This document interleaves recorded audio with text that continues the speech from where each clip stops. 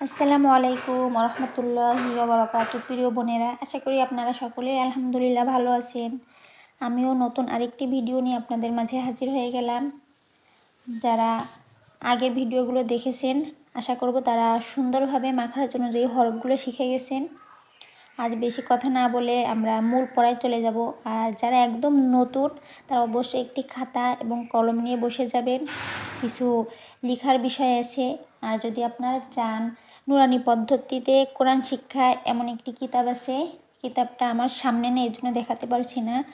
আগামীকাল দেখানোর চেষ্টা করব আপনাদের। ওই কিতাবটা যদি আপনাদের বাসায় থাকে, তাহলে দেখবেন ওইখানেও তাজবিদের সব নিয়মকানুন দেওয়া আছে। আর যদি না থাকে, তাহলে অবশ্যই একদম নতুনদের জন্য বলছি, এটা খাতা কলম নিয়ে বসে যান। আজ আমরা কোরআনের কারিমের খুবই কিন্তু গুরুত্বপূর্ণ একটি বিষয় শিখব একদম শুরুতে।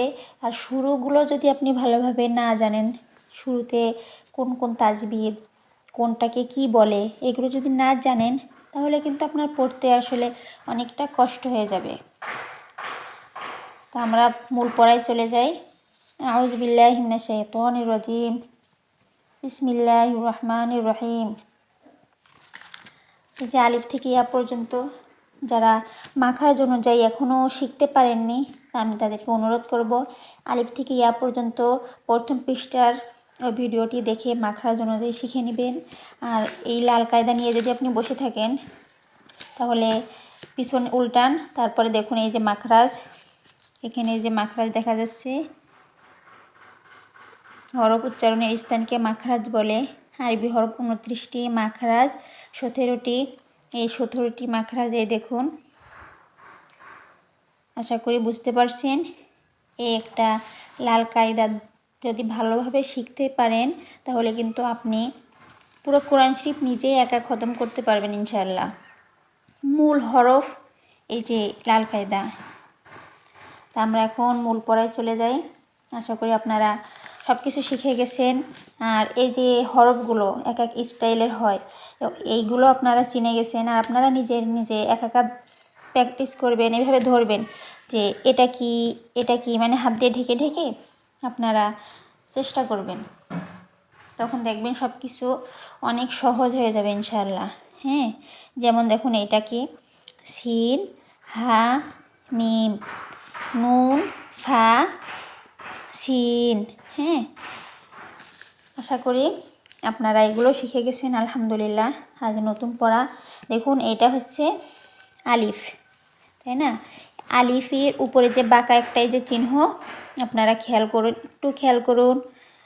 এই যে একটা চিহ্ন, এই চিহ্নটার নামই হচ্ছে জবর। এই চিহ্নটার নাম জবর। আর এই যে নিচে, হরফের নিচে যে বাঁকা একটা চিহ্ন, এই চিহ্নটার নাম হচ্ছে জের। আশা করি আপনারা ভিডিওটা খুবই মনোযোগ দিয়ে দেখছেন এবং শুনছেন। এখন কিন্তু একটু দেখার বিষয় আর শুনে বোঝার বিষয়। দেখুন হরফের নিচে এইটা হচ্ছে জের, আর হরফের উপরে আরেকটি চিহ্ন আছে।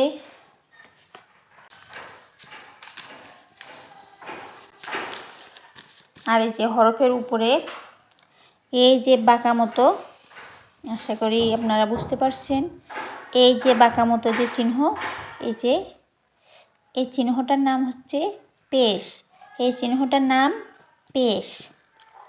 এগুলো চিনে রাখতে হবে, জবর কোনটা, জের কোনটা, পেশ কোনটা। তো এখন আমরা চলে যাই। তাই এখানে দেখুন এক পেশ কিন্তু এটা, তাই না? আর এখানে হচ্ছে এক জবর। তা আলিফের উপরে যখন জবর অথবা নিচে জের অথবা উপরে পেশ চলে আসে, তখন ওইটা কিন্তু আলিফ থাকে না, তখন ওইটা হামজা হয়ে যায়। আলিফ কখন হামজা হয়?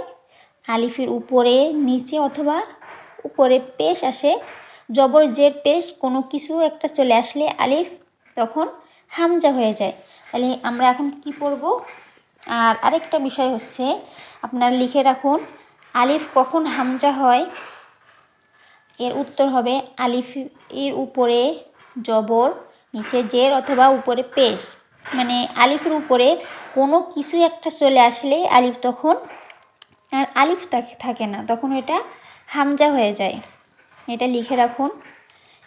আর এই যে এটা কিন্তু জবর, এই চিহ্নটার নাম জবর, এক জবর, কিন্তু এটা কিন্তু দুই জবর না, এটা এক জবর, এক জবর, এক জের, আর এ পাশে কি যে পেশ, এই যে এক পেশ। তাহলে এই যে এক জবর, এক জের, এক পেশকে কি বলে? হরকত বলে। এক জবর, এক জের, এক পেশকে হরকত বলে। আপনারা লিখে রাখুন হরকত কাকে বলে। তারপর লিখে রাখুন এক জবর, এক জের, এক পেশকে হরকত বলে। এক জবর, এক জের, এক পেশকে কি বলে? হরকত বলে। ধরুন আপনারা নিজেরাই বলবেন হরকত কাকে বলে। আর আপনারা যদি আমি যেভাবে শেখাচ্ছি হুবহু এইভাবে শিখতে পারেন, তা আশা করা যায় আপনি তো সহি করে শিখতেই পারবেন আলহামদুলিল্লাহ, ইনশাআল্লাহ। তারপরে আপনি অন্য কাউকে এভাবে আপনার সন্তানদেরকেও এইভাবে শিক্ষা দিতে পারবেন ইনশাআল্লাহ। তাহলে আমরা শিখলাম এক জবর, এক জের, এক পেশকে হরকত বলে। আর হরকতের উচ্চারণ তাড়াতাড়ি পড়িতে হয়। হরকতের উচ্চারণ কি করিয়া পড়িতে হয়? তাড়াতাড়ি পড়িতে হয়। এক জবর, এক জের, এক পেশকে হরকত বলে। হরকতের উচ্চারণ তাড়াতাড়ি পড়িতে হয়। এটা লিখে রাখুন। যারা একদম নতুন অবশ্যই এটা লিখে রাখুন।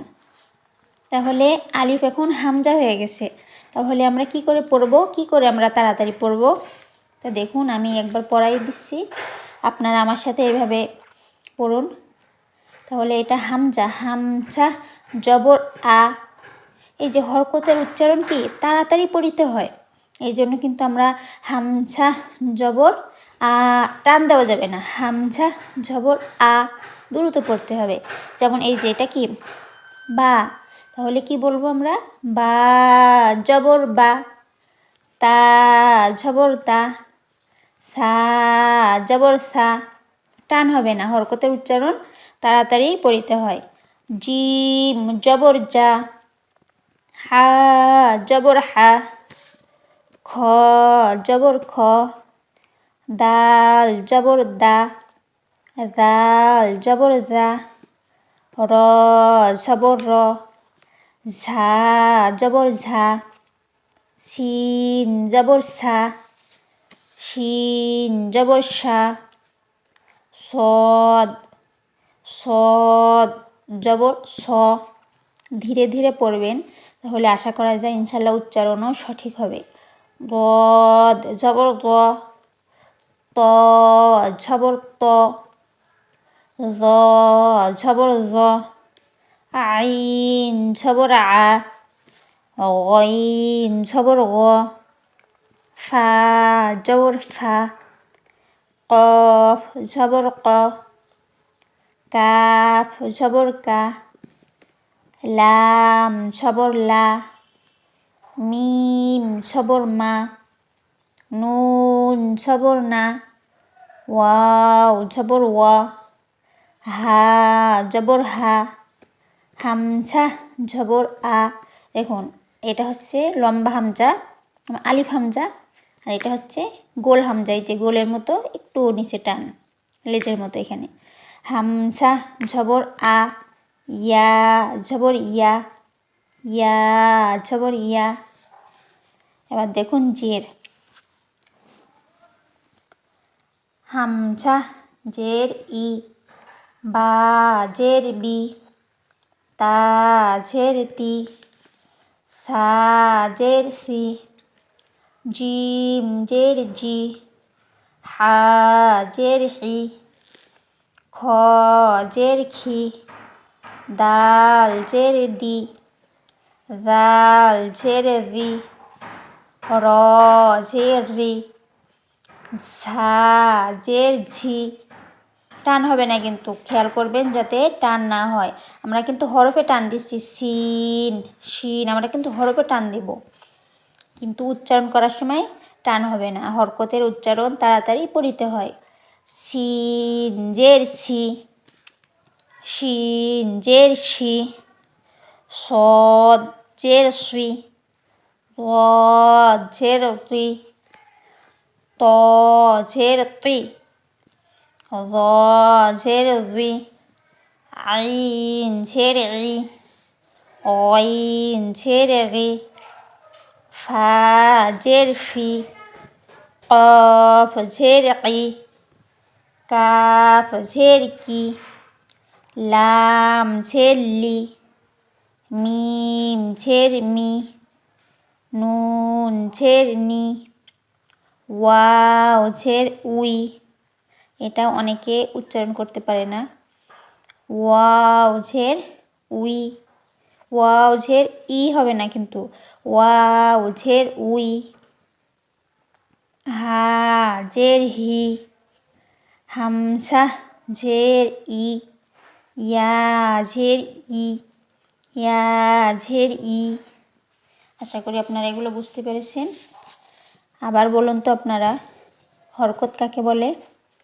এক জবর, এক জের, এক পেশকে হরকত বলে। বারবার এটা কিন্তু সারা জীবন আপনাদের মনে রাখতে হবে। আর যেসব ছোট বোনেরা আমার যদি কেউ শুনে থাকেন, পড়ে থাকেন, তো অবশ্যই মনে রাখতে হবে। এগুলো হচ্ছে মনে রাখার জিনিস। কিছু জিনিস মুখস্থ রাখলে কোরআন পড়া অনেক সহজ হয়ে যাবে ইনশাআল্লাহ। দেখুন এখানে পেশ, এক জবর এক জের পড়লাম, এখন পেশেরগুলো পড়ব। বা পেশ বু, ওয়াও পেশ উ, তা পেশ তু, ত পেশ তু। দেখুন এগুলো কিন্তু অনেকে এক করে ফেলায়, হ্যাঁ, এই জন্য পাশাপাশি লেখা এগুলো। এটা কিন্তু তা আর এটা ত, তটা কিন্তু বেশি পুর হবে, শক্ত হবে। এটা তু আর এটা তু। সা পেশ সু, নরম হবে এটা, এরকম একটা ভাব আসবে। সিন, সিন পেশ সু, সদ পেশ সু। অনেকে কিন্তু সিন আর সদ এক করে ফেলে, এটা খেয়াল করতে হবে। সিন পেশ সু, সদ পেশ সু, এটা সু, এটা সু। শিন পেশ সু, শিন পেশ সু, জিম পেশ জু, জাল পেশ জু, ঝা পেশ ঝু, র পেশ রু, হা পেশ হু, হা পেশ হু। এটা অনেকে ভুল করে ফেলে, এই হাটাই উচ্চারণ করতে চায় না, অনেকের অনেক সময় লেগে যায়। আপনারা চেষ্টা করবেন। আর আমি ধারণা করে নিচ্ছি আপনাদের যারা ভিডিওটি দেখছেন তাদের হা উচ্চারণ হয়ে গেছে আলহামদুলিল্লাহ। আইন হা এই দুইটার অনেক সমস্যা হয়, খেয়াল করবেন। হা পেশ হু, হা পেশ হু, খ পেশ খু, আইন পেশ রু, আইন পেশ যেরকম আইন উচ্চারণ হবে ঠিক ওই একই স্থান থেকে রু উচ্চারণ করতে হবে। আইন পেশ রু, হামজা পেশ উ, হামজা পেশ উ, একই রকম উচ্চারণ হবে। ইয়া পেশ ইউ, ইয়া পেশ ইউ, কফ পেশ কু, কাফ পেশ কু, দাল পেশ দু, গদ পেশ রু, নুন পেশ নু, র পেশ রু, অইন পেশ গু, লাম পেশ লু, ফা পেশ ফু, মিম পেশ মু, ইয়া পেশ ইউ। আজ এ পর্যন্তই থাকবে, হরকতের কায়দা এ পর্যন্ত আপনাদেরকে পড়া থাকবে। আশা করি আপনারা ভিডিওটি একবার না পারলে আরও কয়েকবার দেখে ঠিক এইভাবে আমি যেভাবে পড়িয়ে দিছি এইভাবে আপনারা চেষ্টা করবেন, প্র্যাকটিস করবেন, ইনশাল্লাহ হয়ে যাবে। তা আজ এই পর্যন্তই থাকবে। আমি আবারও বলছি ভিডিওটি শেষ করার আগে যে হরকত এক জবর এক জের এক পেশকে হরকত বলে। হরকতের উচ্চারণ তাড়াতাড়ি পড়িতে হয়। যেমন যদি আমি বলি বা পেশ বু, তাহলে কি হবে? হবে না এটা। বা পেশ বু মানে যেই হরফের উপরে এক জবর, এক জের, এক পেশ থাকবে সেগুলো পড়ার সময়, উচ্চারণ করার সময় তাড়াতাড়ি পড়তে হবে। তা আশা করি এগুলো আপনারা মাথায় রাখবেন। তা সবাই ভালো থাকুন, সুস্থ থাকুন। আবারও দেখা হবে নতুন কোনো ভিডিও নিয়ে ইনশাল্লাহ। তা সবাই হরকতটা সুন্দরভাবে পড়ে ফেলবেন ইনশাল্লাহ। সবাই ভালো থাকুন। আসসালামু আলাইকুম রহমতুল্লাহি ওয়া বারাকাতুহু।